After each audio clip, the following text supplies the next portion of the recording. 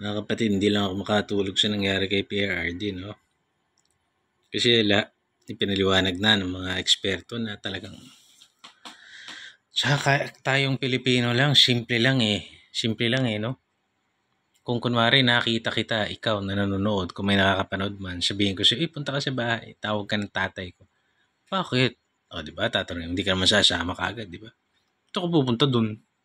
Anong bakit? Punta kayo dito. O gusto niyo akong kausapin, sa barangay tayo mag-usap. O, di ba ganun eh. Kasi baka kung anong gawin sa'yo, bigla-bigla na lang, uy, kausapin ko rin ng tatay ko sa bahay na. Basic, common sense. Dapat dumaan yung si PRRD sa judicial, sa isang judicial court. Korte ang pinag-uusapan doon. Kasi yung kanyang, yung ginawa sa kanya ay paglabag. Talaga siya, karapatan ng isang taong manatili sa kanyang tirahan. Hindi mo pwedeng basta persahin na sumuko ka doon, huy, doon ka na, doon ka bibistahin.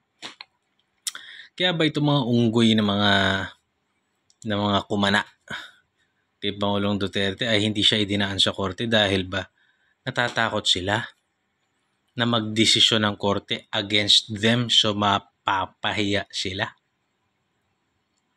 Or baka naman yung korte takutin nila o bayaran nila magdesisyon in favor of them at makita ng taong bayan na putang ina, wala na tayong aasahan dito.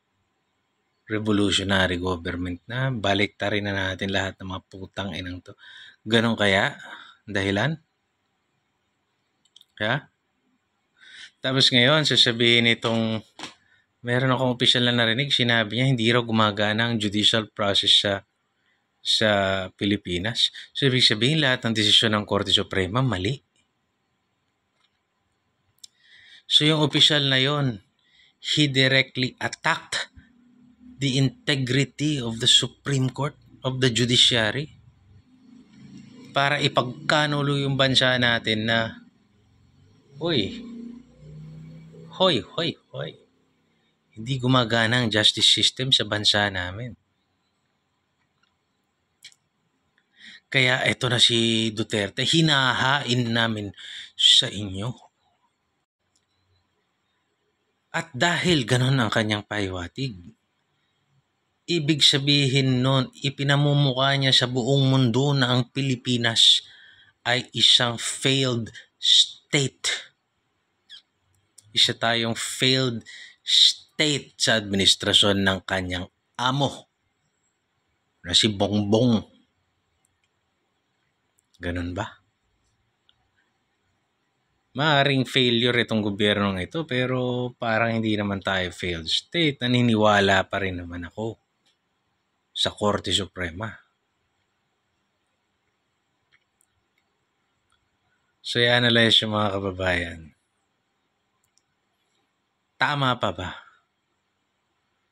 na nakaupo sa pwesto yung mga taong yan at pinapamahalaan ang gobyerno natin? Ngayon, tignan nyo ngayon sa mga bawat probinsya ninyo, yung mga alyado nila sa probinsya nyo.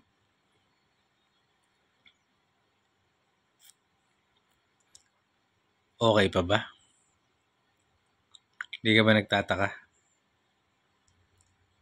Kaya ang Pilipino, alipin,